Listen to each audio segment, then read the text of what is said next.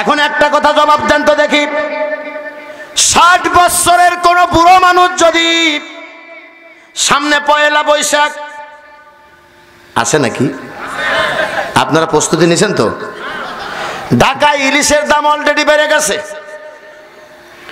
90% মানুষ মুসলমানের দেশে 15 দিন আগে ইলিশের দাম বেড়ে যায় পয়লা বৈশাখের পান্তা খাওয়ার জন্য। এর সে মুসলমানের গলায় দড়ি দিয়া মরা ভালো। পৃথিবীর কোন কিতাব, এদিকে তাকাও, পৃথিবীর কোন কিতাবে বলেন, পৃথিবীর কোন সটি বইয়ের ভিতরে বলেন, কোন জাল হাদিসে বলেন, কোন জায়গায় পহেলা বৈশাখে পান্তা বাতার ইলিশ খেতে হবে তার কোনো ঘটনা আছে নাকি? এটি হলো বিজাতিদের সংস্কৃতি। এই সংস্কৃতি অনুসরণ করতে যায় আপনি তো পান্তা ভাতে ইলিশ তো খাইলেন, আবার ওই দিন অনেক দোকানদার আছে তারা ঠিক মতো বাকি বিক্রি করে না, খায় আজকের দিনে বাকি দিলে সারা বছর বাকি দিতে হবে। আস্তাগফিরুল্লাহ, কোন আগে তাড়াতাড়ি।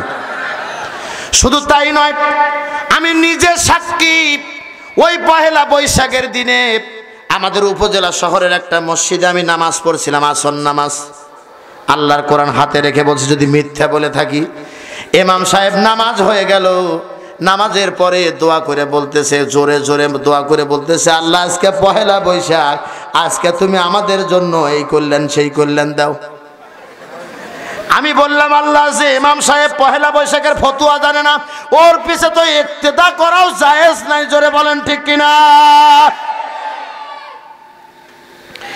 এখন যে কথা বলতেছিলাম, 80 বছরের কোন বুড়ো মানুষ যদি ওই পহেলা বৈশাখে, যদি কোন পহেলা বৈশাখের শাড়ি পরা কোন যুবতী মেয়েকে যদি বলে, তুমি আমার আমি তোমার, তোমার ছাড়া আমার জীবন চলে না, বলেন তো দেখি বুড়ো মানুষের কপালে কি দুঃখ হতে পারে? কথার জবাব দেন না কেন আপনারা?